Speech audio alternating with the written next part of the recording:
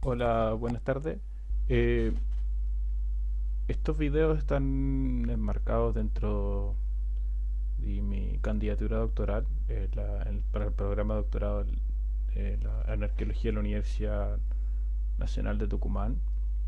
Eh, Sobre mi tesis, que es de historia de la isla de Pascua desde la literatura de la ciencia y por lo tanto de la arqueología, antropología y otras ciencias geográficas. Esto son un taller de análisis eh, que realmente son notas para mí. No, realmente no están hechas, diseñadas para el público general. Recomiendo verlas en velocidad apresurada. YouTube tiene la opción para verlo en 1.5, recomiendo, porque son largos. Durarán siempre menos de una hora alrededor. Eh, y este primero trata sobre la relación de la evolución de la ciencia, la geografía con el colonialismo. Y también quizá el desarrollo estatal, el expansionismo estatal. Y el capitalismo, claramente.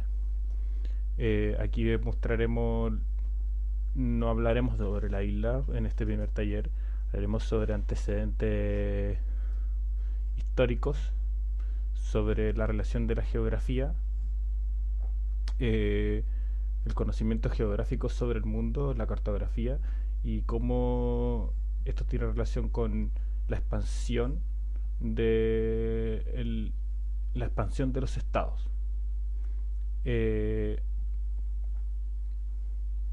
bueno, a continuación les presentaré un video.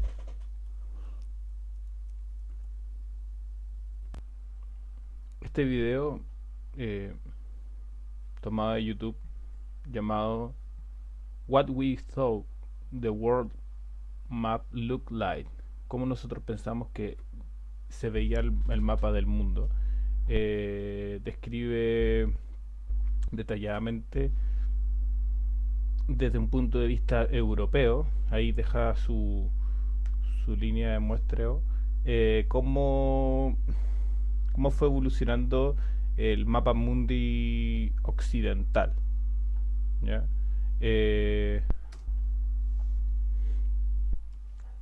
el video es muy interesante,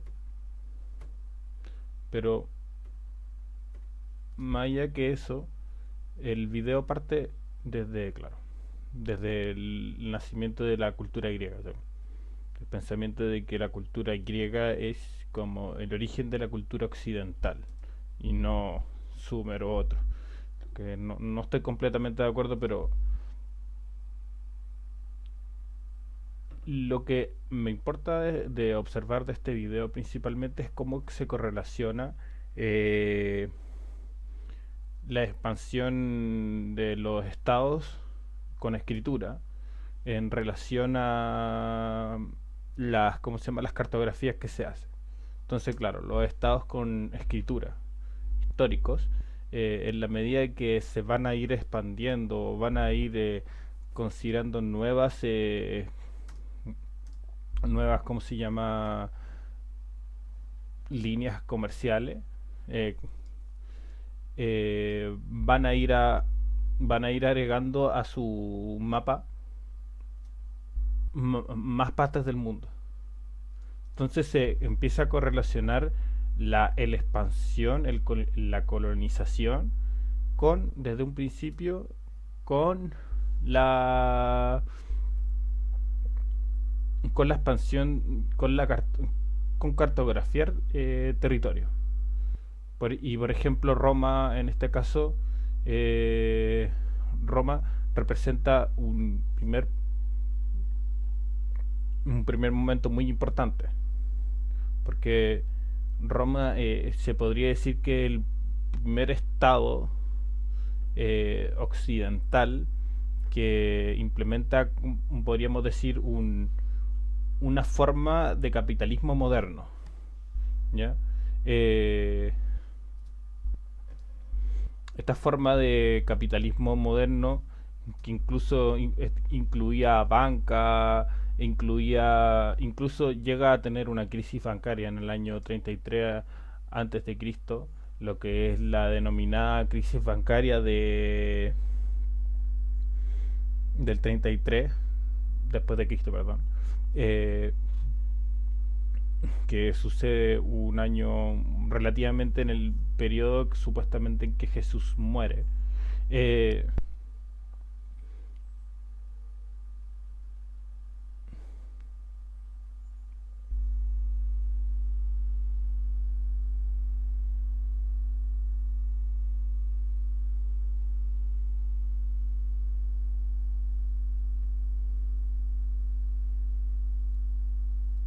podría darse como evidencia de que el mismo hecho de que Roma sí tenía un sistema capitalista, porque ya tenía un sistema bancario, incluso un sistema bancario que tiene una crisis económica moderna.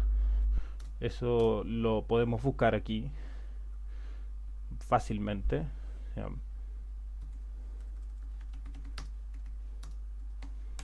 Existen varios papers, por ejemplo de Business Insider tiene un artículo bien interesante sobre esta temática, y este artículo es bastante interesante porque si bien es periodístico y no histórico, eh, el artículo habla de cómo se soluciona la crisis a través de métodos que son completamente modernos. O sea, el pánico bancario. Solamente para dejarlo como referencia eh, porque esto es importante, pero no es lo que va, o sea, porque es importante que en Roma haya crisis bancaria, porque ya el capitalismo moderno está instaurado como lo entendemos hoy en día. Quizás faltan ciertas instituciones que ya entendemos, como como las bolsas y otras, eh, casas crediticias, que de cierta manera los bancos son más o menos eso, pero de cierta manera la deuda ya es un motor de crecimiento. Entonces, de cierta manera, los estados ya no solamente están teniendo un crecimiento por sí solo, el latifundio romano ya es una promesa dentro de la expansión comercial que tiene el mismo imperio. Y también podemos observar de que el imperio romano no es solamente un punto de partida, ¿cómo se llama?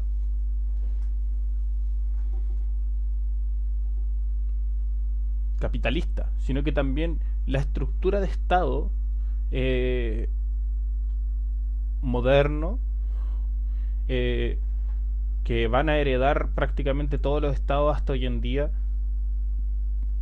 proviene de alguna manera de Roma. O sea, en el año 2018 todos los estados tienen algo de Roma. No, aunque sea algo muy chico, tienen algo de Roma. Por el colonialismo, por, eh, por la ONU, no sé, todos tienen algo de Roma. Las leyes, la forma en cómo se gobernaba Roma, el imperio romano, se va a expandir. Por eso, para algunos es tan importante estudiar el derecho romano, porque supuestamente es la raíz de todos los derechos. Entonces podemos ver de que ya se está formando lo que podemos denominar el mundo moderno. Roma es, podría así decirlo, el germen del mundo moderno. No creo que, para mí no hay duda de ello.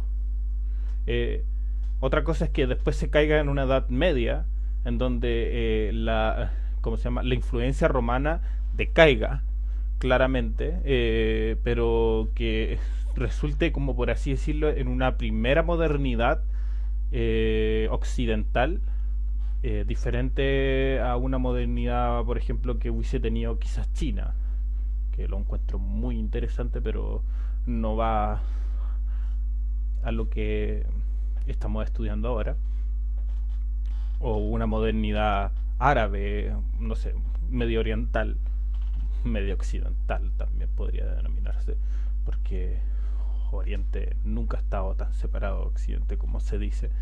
Eh, es relevante para entender de que la estructura de los estados modernos,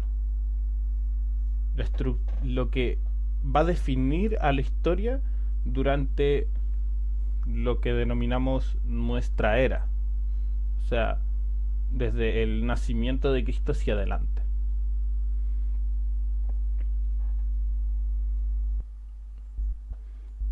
Pero Roma en sí no comienza, podríamos igual retroceder un poco. O sea, existen líneas comerciales de antes de Roma. Por ejemplo, en este mapa ya se puede ver, en algo que no estoy de acuerdo en este video es que parta, por ejemplo, de Creta.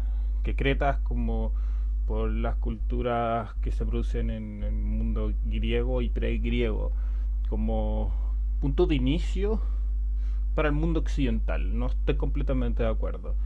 Eh, la razón es porque si vemos estos mapas son claramente de referencia. No tienen que por qué ser, eh, si bien pueden contener muchos errores, pero son de referencia enciclopédica. No creo, claramente falta información para ello. Este mapa de acá muestra cómo la concepción del mundo, o sea, no, los, la evolución de los estados, ¿ya? Desde el año 3000 antes de Cristo, ¿ya? Muestra aquí Egipto, Sumer, 3000 antes de Cristo. Creo que el que muestra aquí es Elba y Mioan, la cultura Mioan.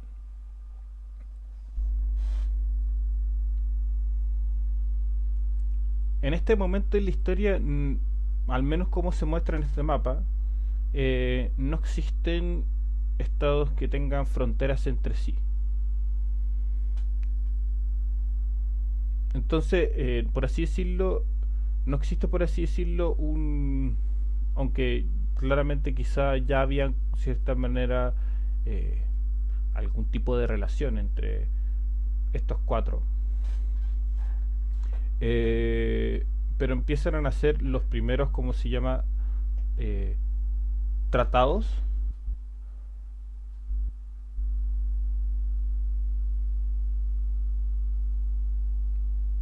internacionales de la historia. Y esto es completamente relevante para entender el nacimiento del Estado, o sea, de la génesis de los estados modernos. Si bien no estamos hablando de estados modernos, estamos hablando de no estamos hablando tampoco de, por así decirlo, de las primeras leyes vigentes actualmente, pero sí estamos hablando de la génesis de una institucionalidad legal que se podría considerar abolida en la actualidad, que es parte que moldea la actualidad. Entre estos tratados, claro, este pequeño reino se llama Evla.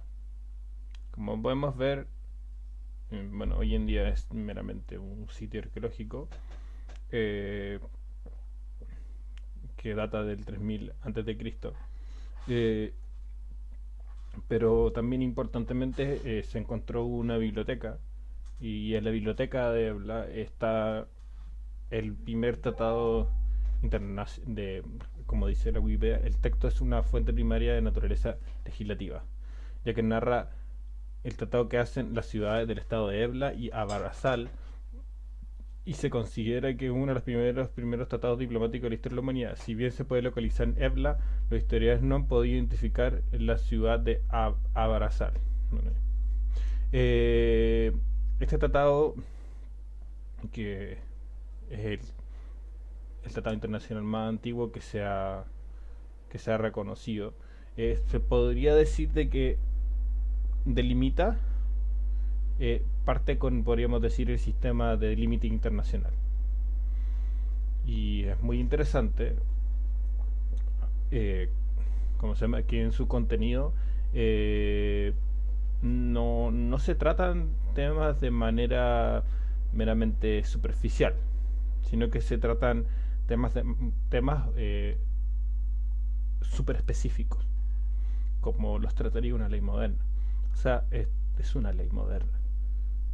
Por eso no muchas veces consideramos que estas sociedades son menos evolucionadas, pero no es real. Este escrito tiene una especificidad que es de gran consideración. Incluso podríamos decir más consideración que algunas leyes modernas, que son muy ambiguas y está construida ambiguamente a propósito. Eh, en, Se trata de una serie de temas, pero lo importante es que esto ya empieza a generar un sistema en donde estados se aceptan entre sí, lo que es la base para, por ejemplo, la ONU, que es como se llama un sistema internacional que se trata de la aceptación de estados entre sí para poder generar una paz mundial, una paz que mantiene un orden.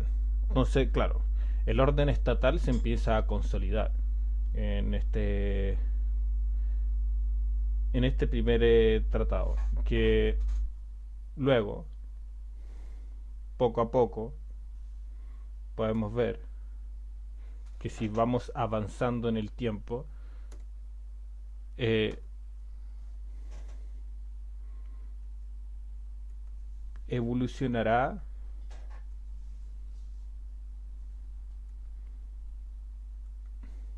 hasta finalmente convertirse en el en cada en o sea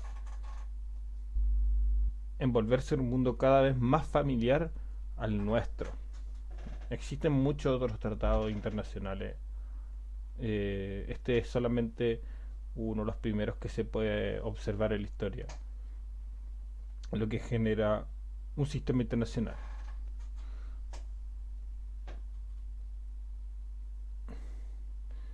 En estos periodos que van entre el Imperio Romano y, y,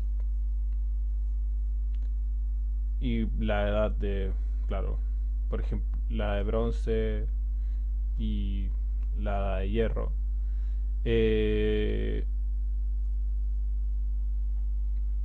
se generan las primeras líneas de comercio, por ejemplo con los fenicios. Eh, por eso, por eso volviendo al mapa, que aquí estamos en el, ahí estamos, no, ahí, estamos más o menos en el mismo año. Se puede ver de que en este periodo no existían estados grandes. Si bien, bueno, eh, nos vamos a enfocar solamente en las zonas que indica estos mapas, no aquí, no el mundo indio. Eh, no existían estados grandes dentro de lo que es la zona occidental. Si bien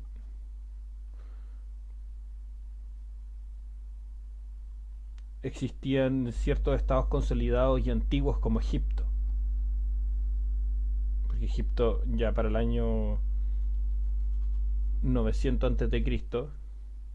es, es algo ya antiguo, o sea, es muy sabio. O sea, eh, pero en esta época,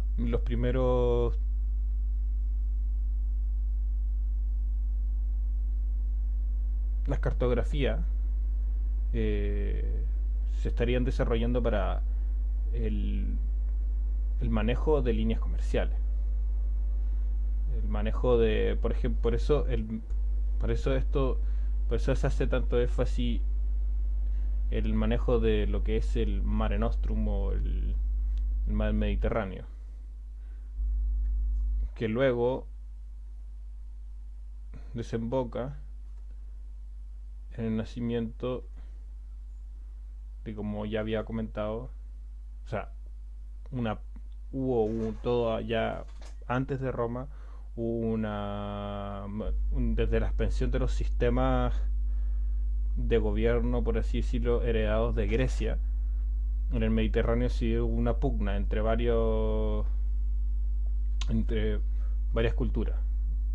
La más conocida es la guerra entre Roma y Cartago, las guerras, eh, la famosa invasión de, ¿cómo se llama?, de Aníbal a Roma.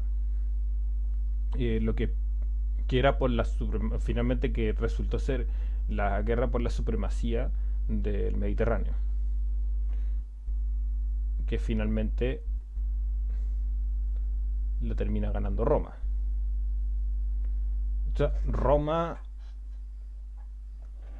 al tomarse el Mediterráneo y ser heredero de esta, por así decirlo, tradición estatal, que ya vimos que nace con este tratado, que lo vamos a cerrar.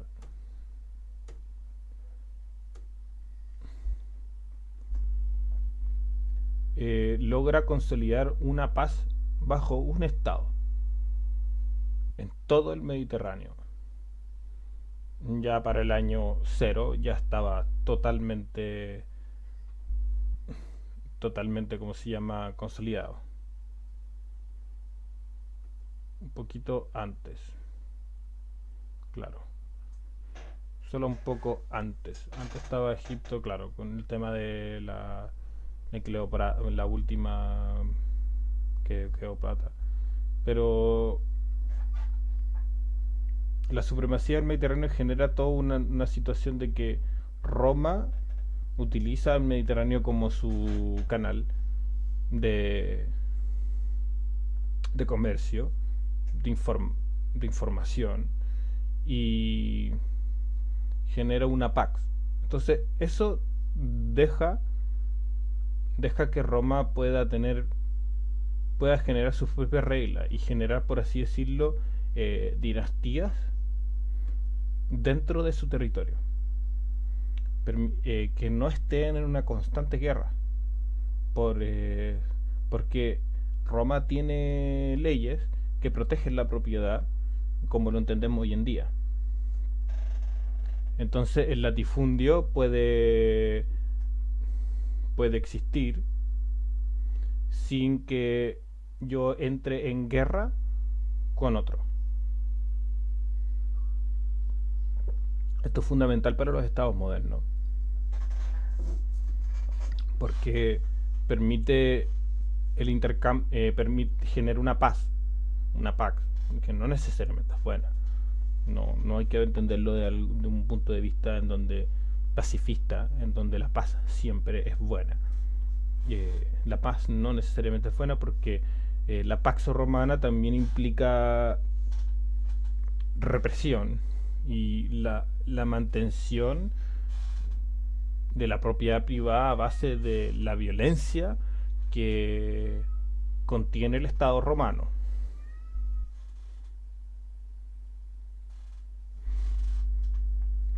Que entonces no es necesario que los propietarios, por ejemplo, como en el tratado que les mostré anteriormente, cada propietario genere un trato entre sí para poder decir de que esta es su propiedad, no, porque ella ya existe un ente que supuestamente es neutro, que te protege la propiedad. Este sistema va a perdurar en Roma, bueno, hasta su caída relativamente,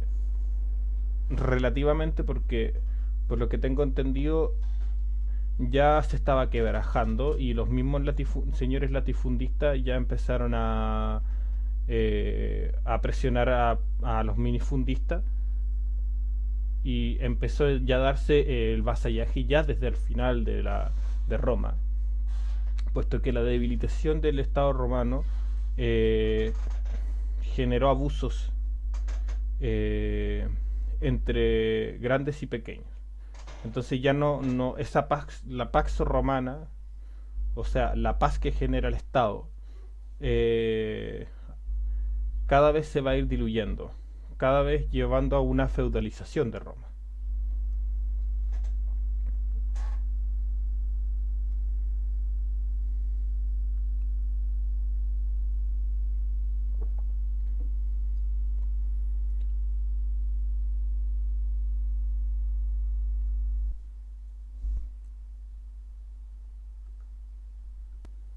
Entonces, como podemos observar, la expansión del mapa de Roma va a tener siempre una relación con... o sea, el conocimiento, no solamente en Roma, el conocimiento sobre una tierra va a tener relación con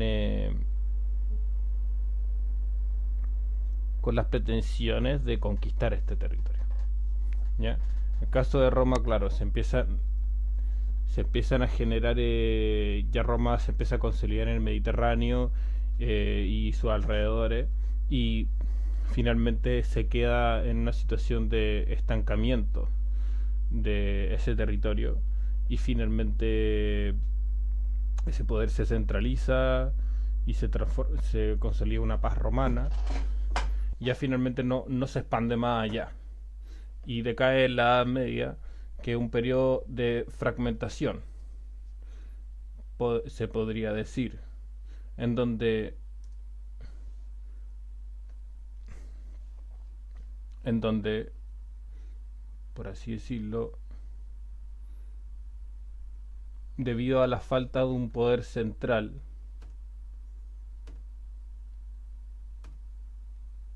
eh, debido a la falta de un poder central, se fragmenta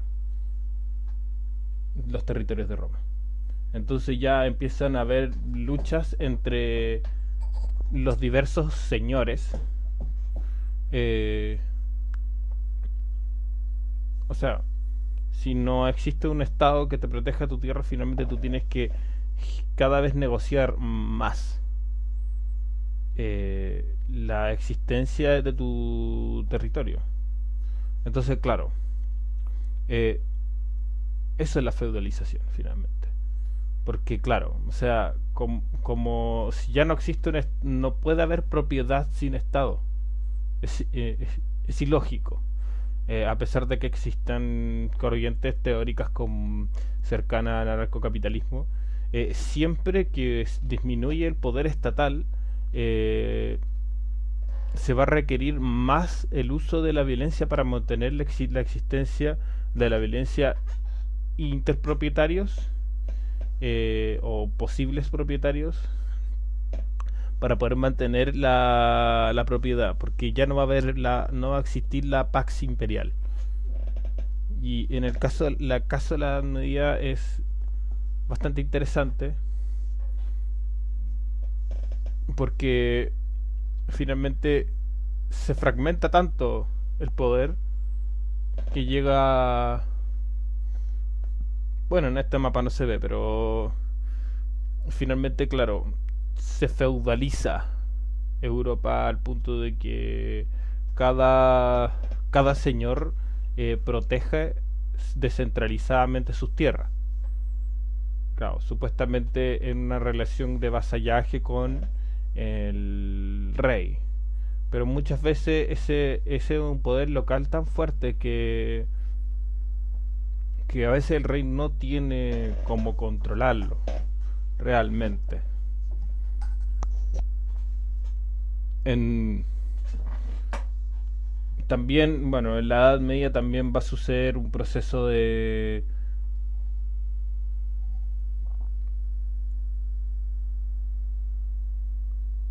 que esta cultura capitalista va a claramente retroceder, centrándose todo en una cultura mucho más local, ya no tan global como la cultura romana. O sea, por ejemplo, van a aparecer lenguajes mucho más diferenciados derivados del latín, por ejemplo.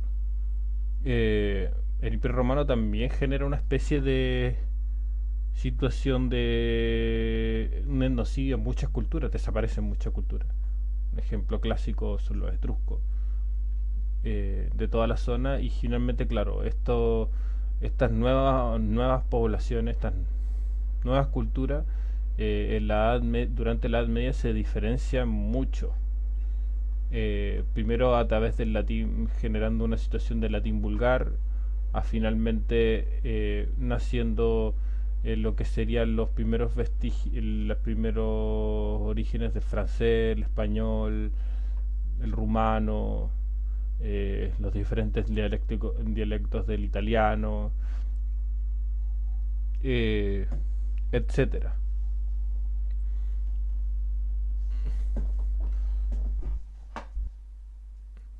Entonces, claro, la Edad Media se puede decir que de cierta manera es un retroceso en el proceso de expansión capitalista, quizás por al menos claro, quizás por la excepción de Bizancio, aunque Bizancio no tiene una gran expansión. Y interesantemente esto empieza a cambiar con lo que llaman el renacimiento, el renacimiento, el primer renacimiento, el renacimiento medieval, ¿ya?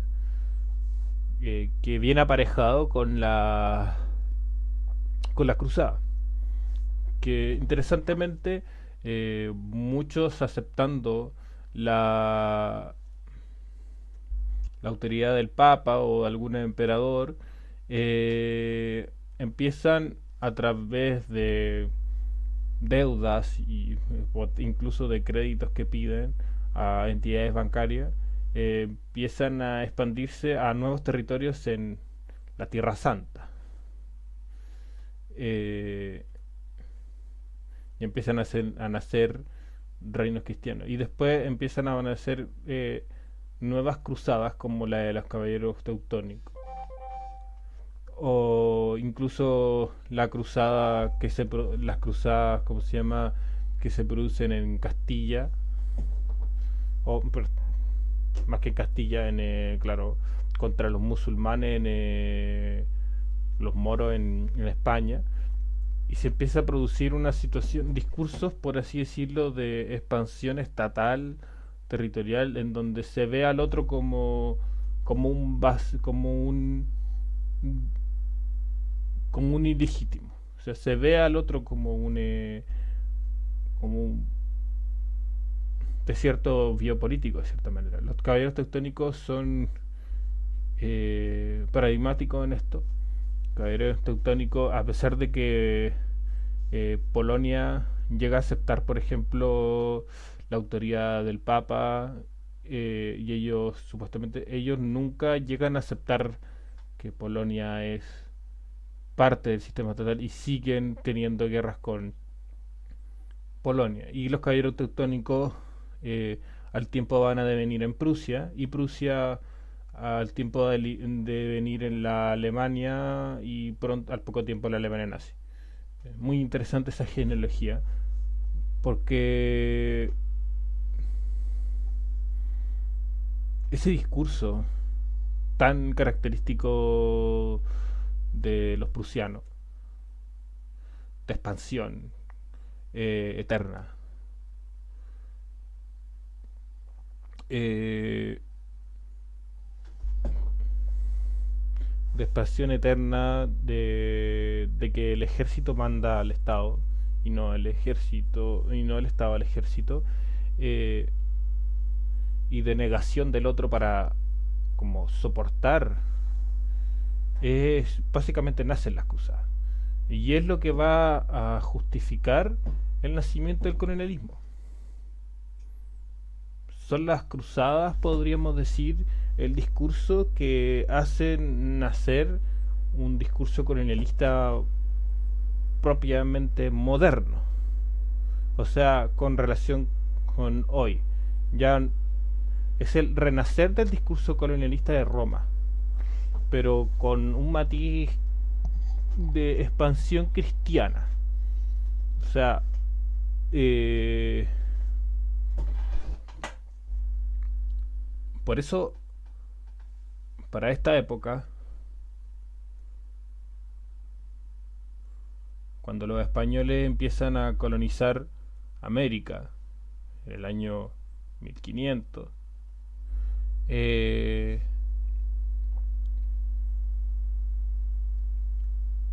para los españoles va a ser muy importante eh, justificar sus conquistas a través de la religión, porque sus conquistas están justificadas en el hecho de que ellos están expandiendo el cristianismo. Y es exactamente lo que hacían ellos en España durante las guerras contra los moros, porque esto se presentaba como una cruzada del cristianismo, lo que tampoco es tan así, porque también había conflicto y también había muy buenas relaciones a veces incluso entre ambos bandos. Pero claro, este discurso lleva a toda una, por así decirlo, una expansión de nuevos títulos nobles, eh, claro, que efectivamente se consolidan en España y en Portugal, o sea, en nuevas tierras, no títulos nobles vacíos, o sea, eh, títulos nobles que tienen que ver con el control territorial de zonas.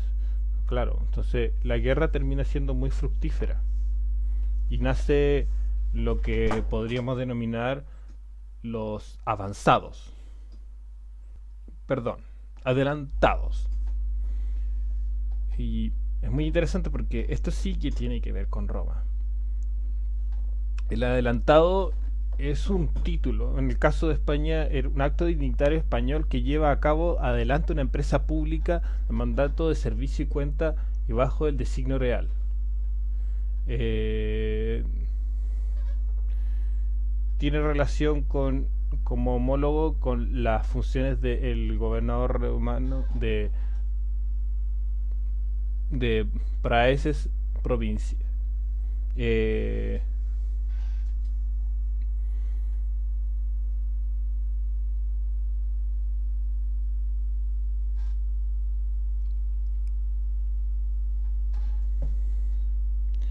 el adelantado no nace en la colonia. No. O sea, lo que no.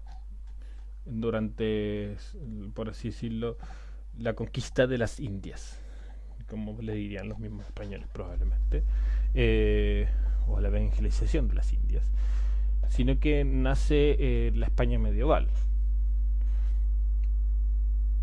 Y es un empresario.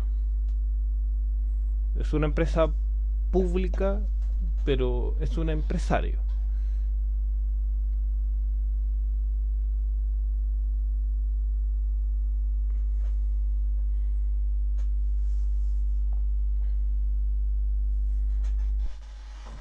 Y nacen a través de la reconquista a los musulmanes.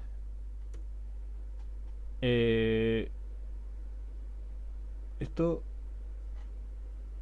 o sea, básicamente lo que está haciendo España, lo que quiero mostrar es que este nuevo título, que no sé si en sí es un título noble, es un título burocrático, no es un título noble, eh, está trasladando la cultura española de la reconquista, de la cruzada por la reconquista, a América. Eh, para la expansión de del cristianismo, por así decirlo, y de la civilización cristiana.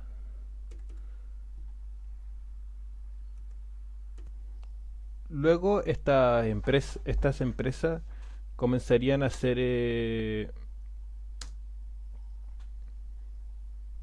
ya expandidas por todo latino, por todo se llama toda América a través de los españoles y se transformarían en empresas privadas, incluso que llevarían a deudas privadas, como por ejemplo en el caso de ¿cómo se llama?, de Pedro de Valdivia, que llevarían a la fundación luego de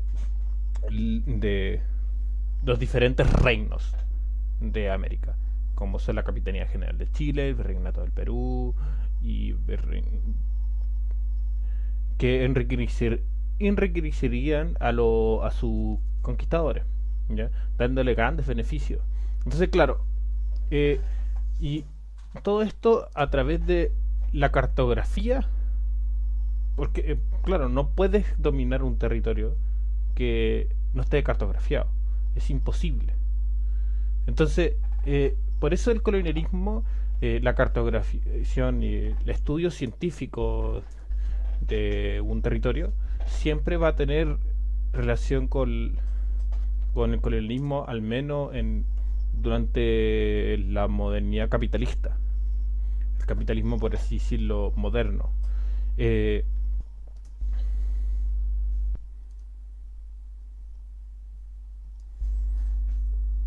eh, y en esta situación en la que nos encontramos en una situación de que el conocimiento científico se expande eh, en servicio, o sea, la racionalidad, el conocimiento científico, el nacimiento de la enciclopedia, las cartografías, se expanden para la colonización del mundo. No, no hay duda de ello.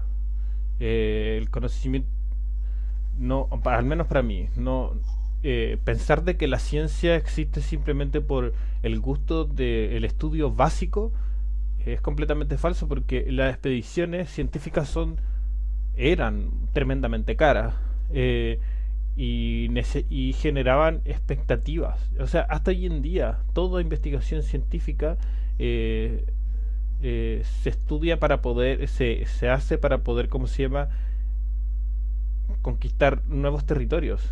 O sea, el caso de las patentes, o expandir la productividad a nuevos espacios. Por ejemplo, un ejemplo paradigmático últimamente, el gran chocador de hadrones, para poder dominar más finamente la materia que ya tenemos, para poder generar tecnología más avanzada. Entonces ya no solamente se avanza en espacio, sino que también en escala. Eh, y eso es muy importante, porque es de lo que trata esta tesis doctoral. Esta tesis doctoral trata sobre que el conocimiento científico está construido para la colonización, al menos en la modernidad.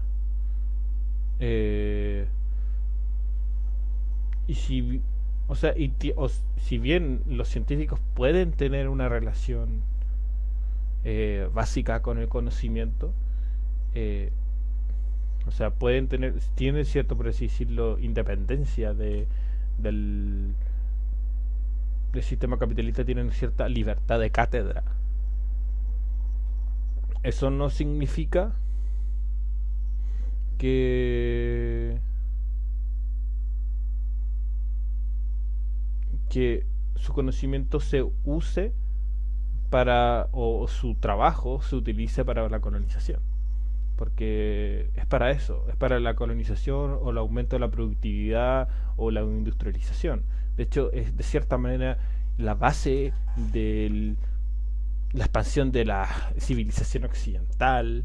La expansión de la civilización siempre tiene relación con la capitalización. El conocimiento científico es para capitalizar nuevos territorios, ya sea en espacio o en escala más pequeña o más grande.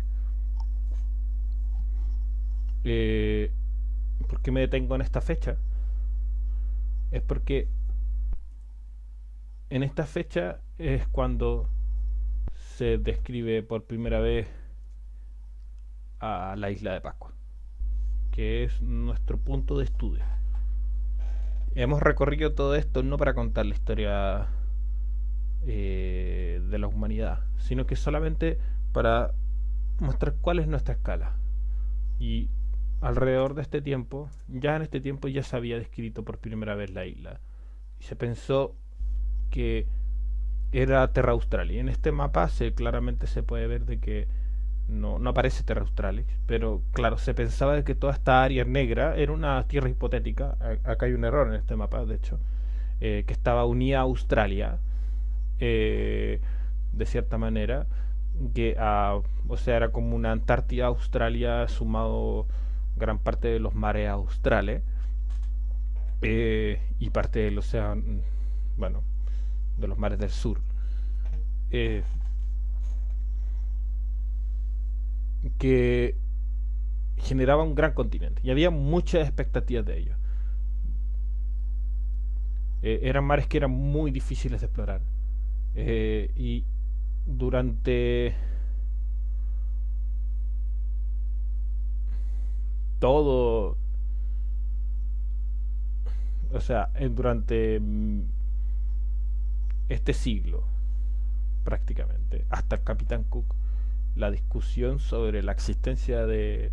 O sea, una de las razones por las que las expediciones de Capitán Cook se hicieron fueron para refutar la existencia científica de Terra Australis. Muy importante, porque se pensaba que había un gran, como por así decirlo, otro nuevo mundo, completamente dispuesto ahí para ser colonizado. Y uno de los puntos donde se pensaba que estaba Terra Australis fue Isla de Pascua.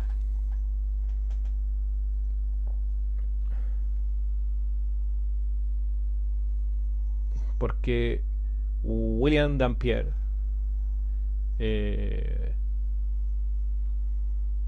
es el primero en hablar de la David Island, el bucanero David pasó por cerca de la isla y vio como un continente. Exactamente es las mismas coordenadas de la isla. Eh, y se pensó de que eso era eh, la isla. Perdón, era Tierra Australis. Eh, Era como por así decirlo el filo. Sería como las tierras del lejano oriente, que no era para colonizar, eran porque habían viajeros como Marco Polo. Y si, por ejemplo, es muy interesante el caso de la primera llegada a América de algún europeo, que son los vikingos, como ellos cuando, ¿cómo se llama?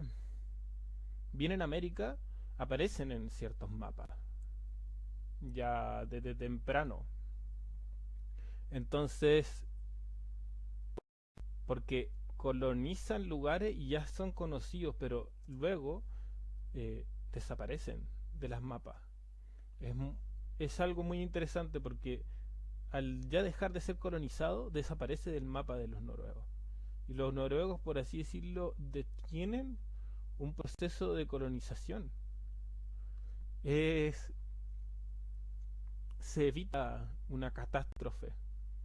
O sea, la catástrofe porque pudieron haber sido ellos lo que se ha comenzado, pero no fue así. Tampoco fue China, sino que fue España y Portugal los primeros interesados en colonizar. Y ellos son los que empiezan a hacer la descripción, por así decirlo, moderna de los mapamundi. La expansión que los romanos habían inventado estaba renaciendo. Entonces ya se comienza a construir el mapa mundi. En este periodo se están haciendo las primeras grandes colonias de la historia. El mundo está viviendo uno de sus mayores cambios desde la época de los mongoles. y quizá desde siempre.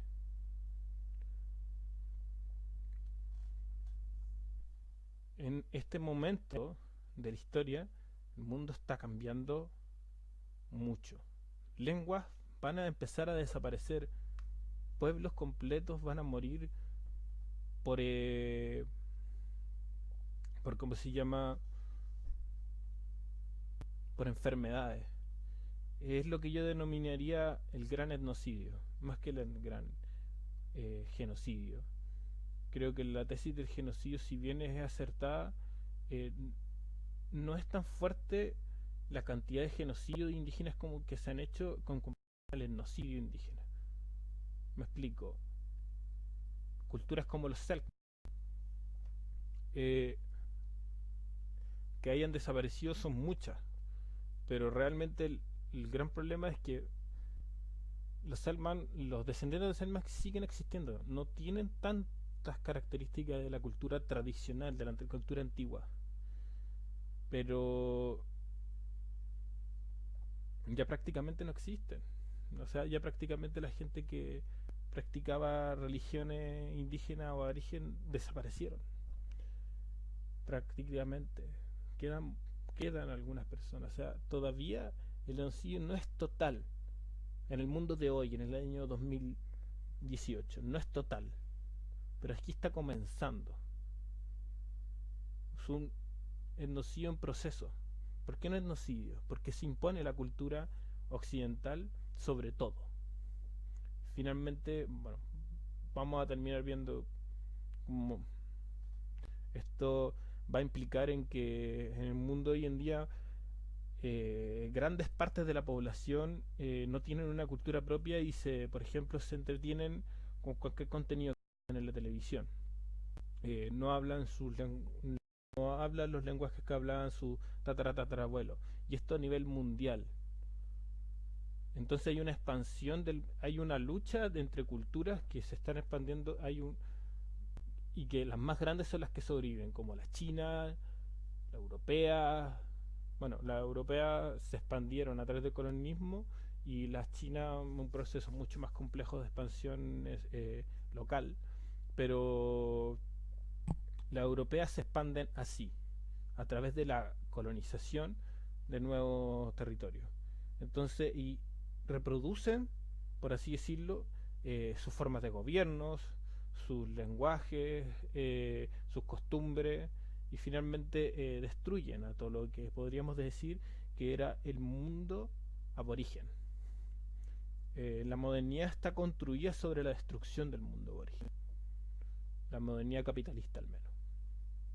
Y para ello, por así decirlo, como dice mi profesor Guía Rolf, para ello era muy importante que el mundo fuera un desierto biopolítico. La colonización necesita el desierto biopolítico, o sea, el de mapear lugares que sean conquistables, lugares que están listos para ser servidos por las potencias coloniales, por los capitalistas, por los empresarios, desde un principio. Entonces, la ciencia, que tiene una fuerte relación con esto, eh, comienza a construir eh, un mapa para conquistar el mundo. Un gran, una gran cartografía para someterlos a todos. Para que todos estén identificados en, en el menor espacio posible, donde se pueda encontrar cada pedazo de tierra, hasta el más pequeño. Hasta el más pequeño pedazo va a ser de un estado. Hoy en día, eso no ha sido siempre así. Es muy importante. Por eso los mapas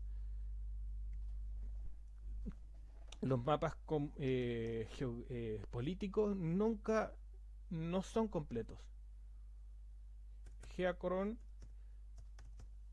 es un excelente mapa político que nos presenta esto.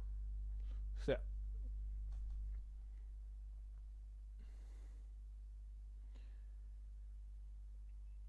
aquí estamos en el año actual, 2019. Aquí estamos en el 2019, básicamente. ¿Ya?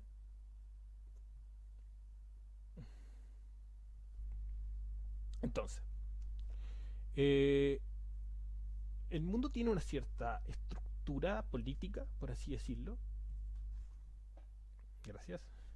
eh, que está definida hace muchos años, décadas, y unos siglos atrás, en realidad.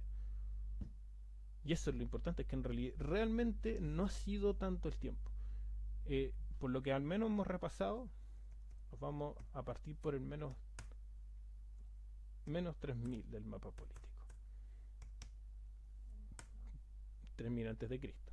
Lo único que podemos ver es un mundo que no es que esté vacío, se muestra vacío en el mapa político. Se muestra como un desierto biopolítico. ¿Ya? Eh, pero esta cartografía, esta cartografía solamente considera los pueblos con historia. O sea, todo lo que está afuera de básicamente estos dos estados que no existen en la historia. Solamente son pueblos, por así decirlo, prehistóricos y arqueológicos. Prehistóricos porque no existe escritura sobre ellos. Entonces, el primero que tenemos que entender es que la prehistoria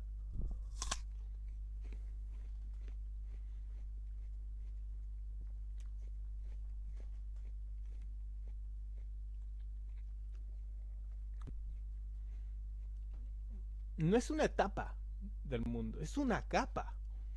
Por eso, superando la teoría de la evolución social clásica, las etapas no existen. Tampoco existe esto, no. Tampoco con etapas me refiero a que se haga una línea gradual. Tampoco es que sí, es más gradual. Pero realmente la evolución humana, según mi punto de vista, se arma en capas. En la prehistoria es la, por así decirlo, son las capas más tempranas, antes de la escritura. ¿Ya? Que no se transmiten a través de no se transmiten a través de un texto material duro, como podría ser una tablilla de barro o el papiro en Egipto. ¿Ya? Entonces aquí en este mundo inicial vemos muy pocos pueblos, muy pocos. Los Sumer, Egipto, eh, Creta y Elba, creo que no lo alcanzo a ver. En, entonces, está los primeros registros de